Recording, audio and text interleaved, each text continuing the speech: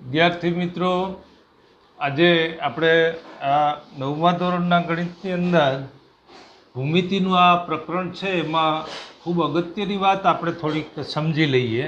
આપ જાણો છો છતાં થોડીક વાત રિપીટ કરી દઉં છું કે જે નામ છે રેખાઓ અને ખૂણાઓ પ્રકરણ.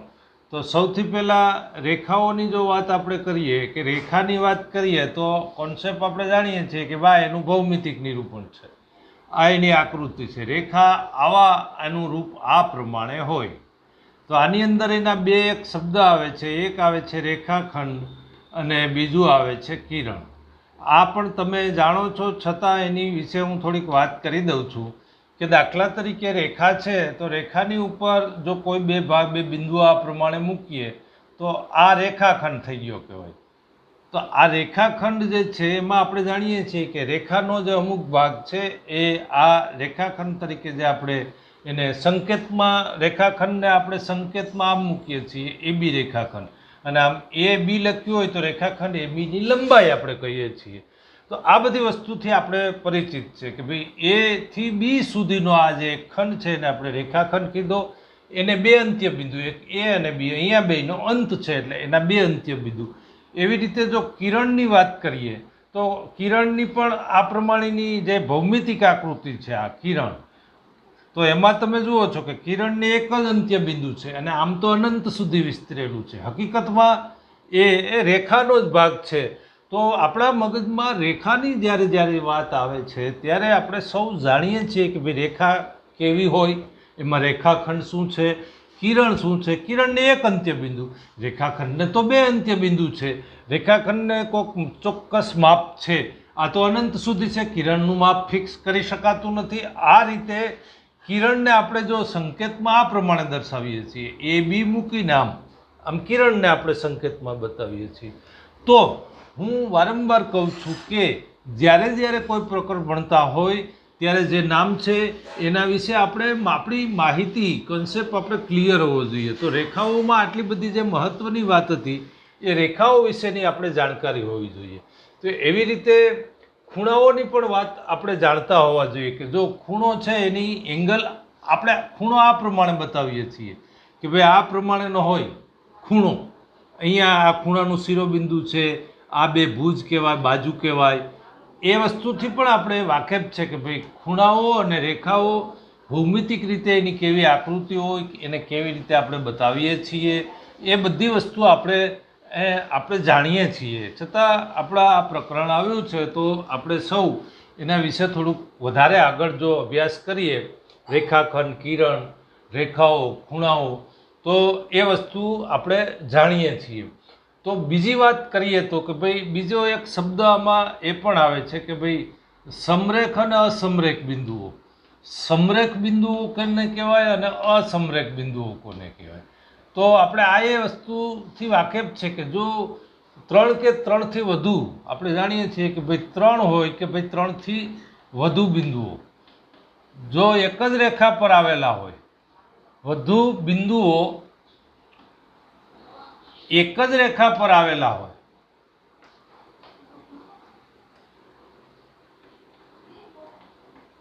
તો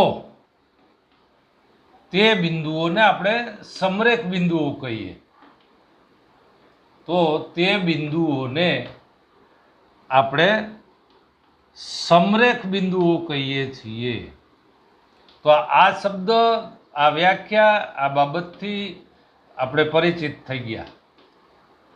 બરાબર કે ભાઈ જો ત્રણ હોય કે ત્રણથી વધુ બિંદુ હોય, બધા જો એક જ રેખા ઉપર હોય તો આપણે સમરેખ બિંદુઓ કહીએ. તો અસમરેખ બિંદુઓની વ્યાખ્યા સમરેખ બિંદુઓ પરથી સ્પષ્ટ થઈ કે જો આપેલા બિંદુઓ સમરેખ ન હોય તો આપણે એને અસમરેખ તરીકે ઓળખીએ છીએ. તો આ બિંદુ અસમરેખ બિંદુઓ કહેવાય. તો આ સમરેખ બિંદુઓ, અસમરેખ બિંદુઓનો પણ ખ્યાલ આવ્યો, રેખાઓ વિશે ખ્યાલ આવ્યો, રેખાખંડનો પરિચય થયો, કિરણનો પરિચય આપણે મેળવી લીધો. થોડીક વાત જો ખૂણાઓની બાબતમાં જો આપણે આગળ જઈએ, ખૂણાઓની બાબતમાં, તો ખૂણો એટલે ફરીથી હું ખૂણાઓની બાબતમાં થોડીક વાત કરું છું કે ભાઈ ખૂણાઓ જે છે એમાં આપણે સૌ જાણીએ છીએ કે ભાઈ ખૂણો એટલે આ પ્રમાણેની એક આકૃતિ છે. તો અહીંયા આની બાબતમાં આની બાજુઓ, આનું શિરોબિંદુ અને ખૂણો કેમ લખાય એ પણ આપણે જાણકારી લઈએ. કે જો અહીંયા આપણે જોઈએ તો આ સામાન્ય છે બેય માટે. તો એનો અર્થ એવો થયો કે સામાન્ય ઉદ્ભવ બિંદુવાળા બે કિરણોથી ખૂણો રચાય છે. એક કિરણ આમ ગયું છે, એક કિરણ આ દિશા. કે સામાન્ય ઉદ્ભવ બિંદુવાળા બે કિરણોથી જે આ ખૂણો રચાય છે. તો આ ખૂણાની બાબતમાં આ દાખલા તરીકે એ, બી અને સી હું 3 બિંદુ મૂકું છું. તો અહીંયા આ ખૂણા માટે શિરોબિંદુ શું? તો કે એ જે છે એ ખૂણાનું શિરોબિંદુ છે. આવી બાબતમાં તમારી જાણકારી હોવી જોઈએ કે ભાઈ એ આ ખૂણાનું શિરોબિંદુ છે અને આ જે એબી કિરણ છે અને બીજું એસી કિરણ છે એ ખૂણાની બાજુઓ છે અથવા ખૂણાના ભુજ કહેવાય. અને બાજુઓ અથવા ખૂણાના ભુજ કહેવાય. એબી અને એસી એ ખૂણાના ભુજ કહેવાય અથવા બાજુ કહેવાય અને શિરોબિંદુ કહેવાય. હવે ખૂણાને આપણે દર્શાવવો હોય તો આવા સંકેતથી આપણે દર્શાવીએ છીએ. અહીંયા ખૂણો રચાણો છે એટલે ખૂણો બી એ સી આ રીતે દર્શાવાય. બીજી રીતે જો ખૂણો દર્શાવવો હોય તો સી એ બી. આ એકની એક વાત થઈ. જ્યાં ખૂણો રચાય છે એ બિંદુ હંમેશા વચ્ચે આવવું જોઈએ. તો બી એ સી લખો કે સી એ બી લખો કે ખાલી એંગલ એ લખો, આ ત્રણેય એકની એક વાત થઈ. તો રેખાઓ અને ખૂણાઓ વિશે આ એનું શિરોબિંદુ, આ એની બે બાજુઓ, આ આખો ભાગ આ ખૂણો બતાવે છે. તો આ રેખાઓ અને ખૂણાઓની જે પ્રાથમિક ડિટેલ્સ આપણે જાણકારી મેળવી છે એ બરાબર ધ્યાનમાં રાખજો. હજુ આગળ ખૂણાની બાબતમાં આપણે જાણીએ છીએ કે ભાઈ એ વસ્તુને હું યાદ કરાવું છું કે ખૂણાઓના પ્રકારો છે. ખૂણાઓના પ્રકારો. તો ખૂણાઓના પ્રકારો વિશે થોડીક નજર કરી લઈએ. ખૂણાઓના પ્રકારો જે છે એના વિશે આપણે થોડીક જાણકારી લઈ લઈએ. કે ભાઈ આપણે સૌ જાણીએ છીએ કે સૌથી અગત્યની વાત કે પેલી એક જે ખૂણો આવે છે એને આપણે લઘુકોણ કહીએ છીએ. તો એના વિશે તમે પ્રાથમિક શાળામાં તો ભણી ગયા છે.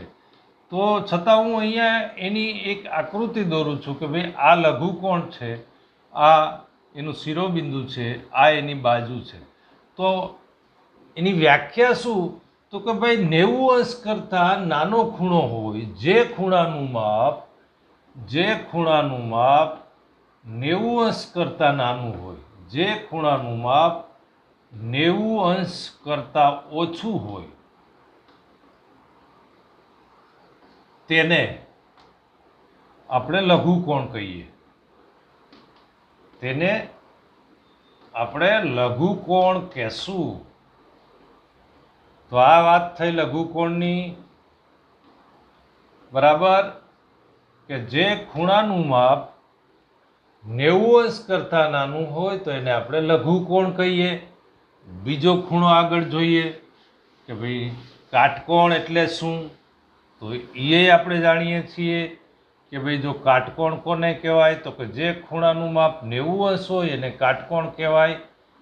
એની આ આકૃતિ એકદમ લંબ આકૃતિ. આ ખૂણો જે છે આ દાખલા તરીકે બીએસી ખૂણો જે છે તો આ કાટકોણ.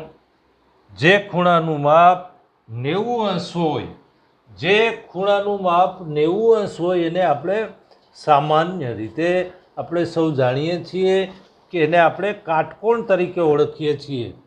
કાટકોણ ખૂણાનું માપ કેટલું હોય? તો કે 90 અંશ હોવું જોઈએ. 90 અંશ હોય તેને કાટકોણ કહેવાય.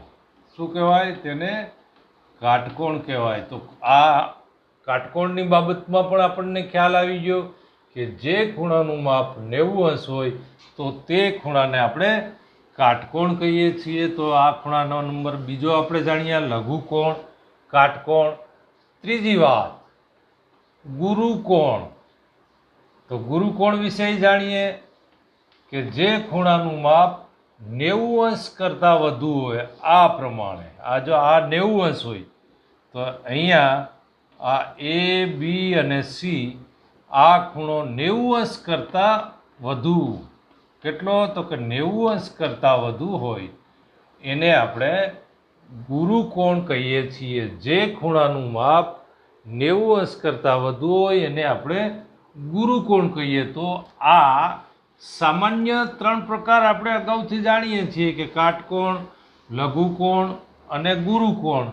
હવે બીજો એક ખૂણો છે કે ભાઈ એ ખૂણાને પણ આપણે યાદ રાખશું. એ બીજો એક ખૂણાના આપણે સરળ કોણ કહીએ છીએ કે ભાઈ અહીંયા તમને આપ્યું છે કે એક ખૂણો એવો છે કે સરળ કોણ. તો એમાં ધ્યાન રાખજો કે જે ખૂણાનું માપ 180 હોય, જે ખૂણાનું માપ 180 હોય તેને આપણે સરળ કોણ કહીએ છીએ. જે ખૂણાનું માપ 180 અંશ હોય તેને આપણે હોય તો તેને સરળ કોણ કહેવાય. કેવો? તો કે ભાઈ સરળ કોણ. બરાબર ધ્યાનમાં રાખજો.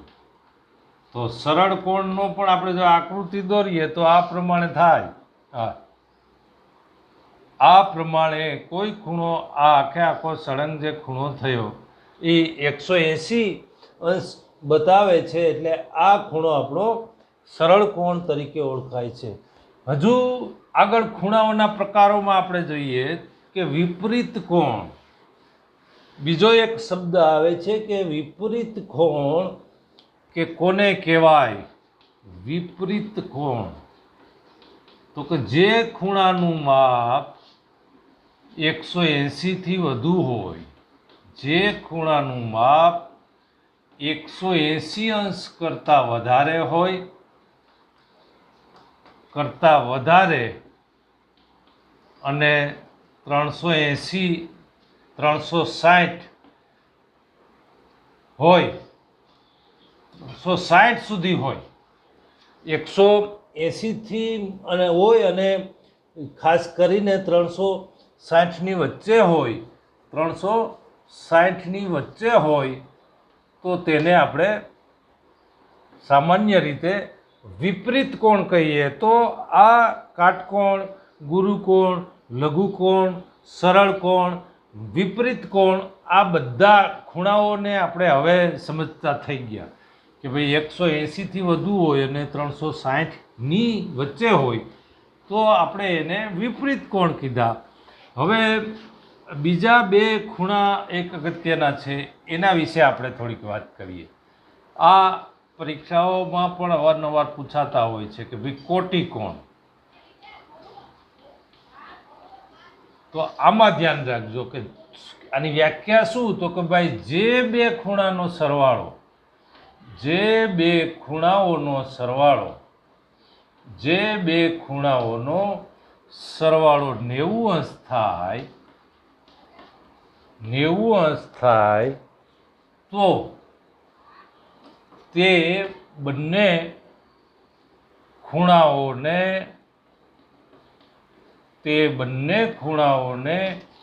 એકબીજાના કોટિકોણ કહેવાય. એકબીજાના કોટિકોણ કહેવાય.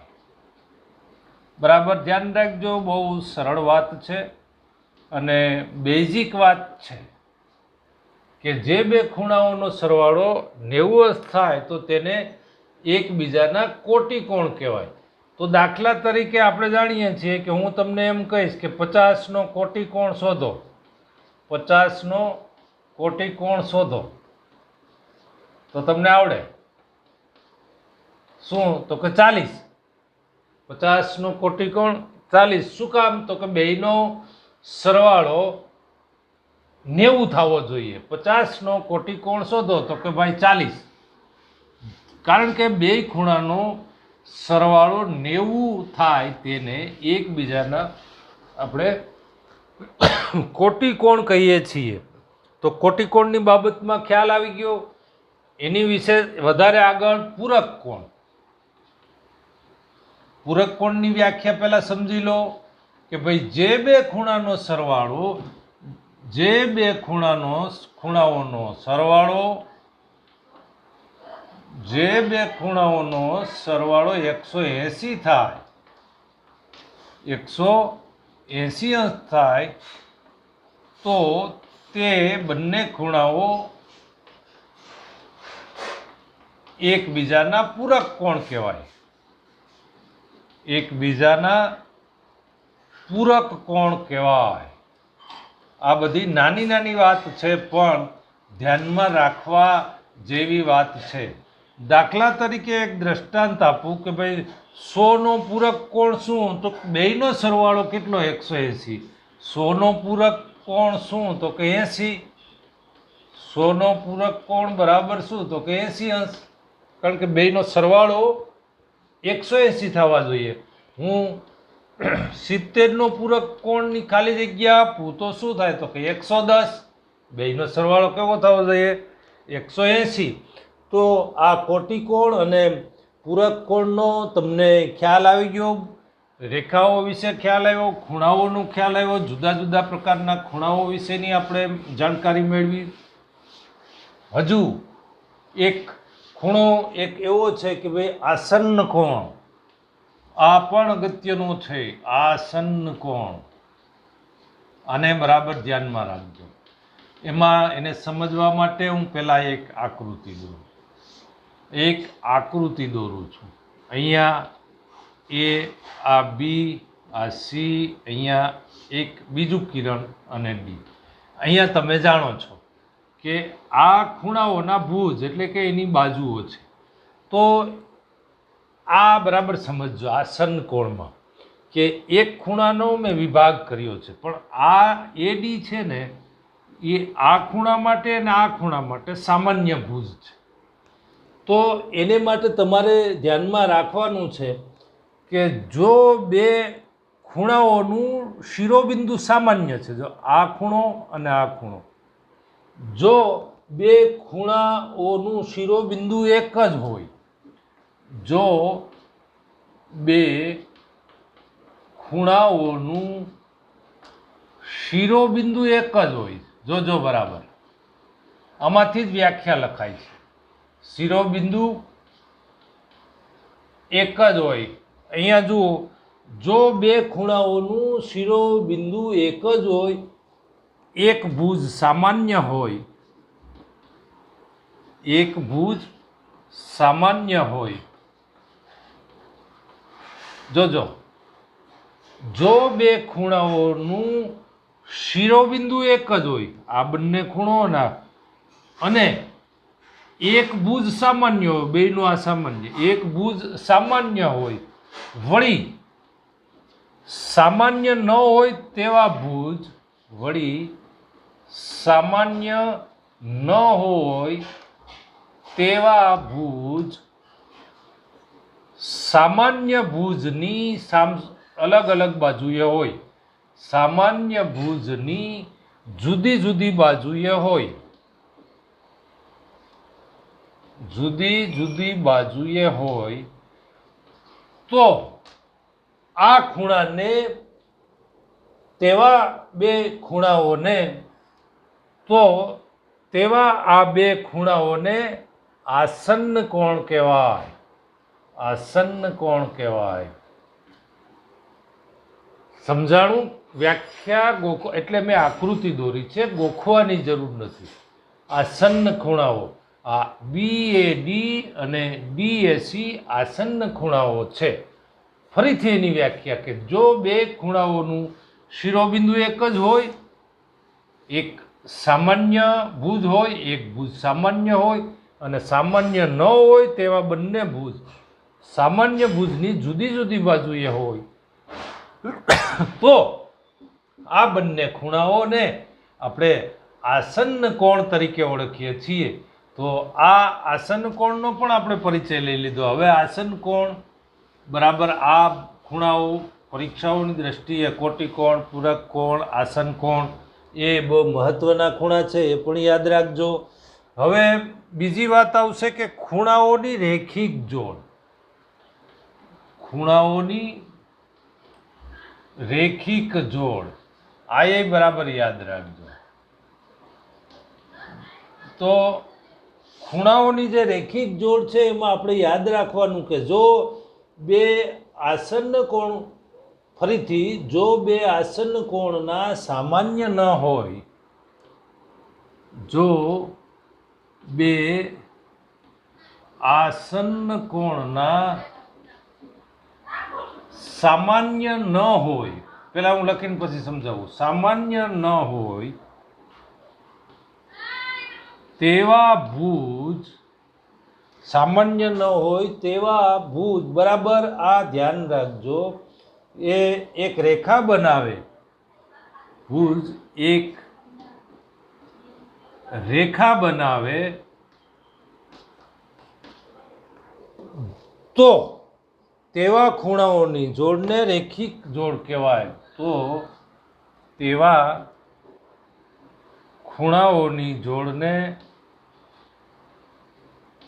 રેખિક જોડ કહેવાય.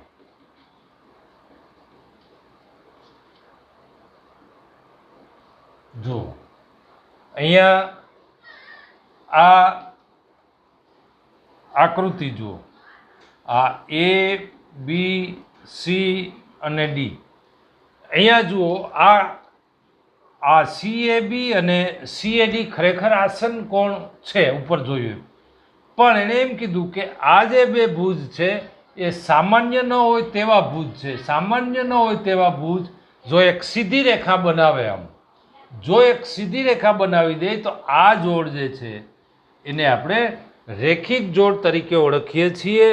આ જોડને આપણે રેખિક જોડ કહીએ છીએ.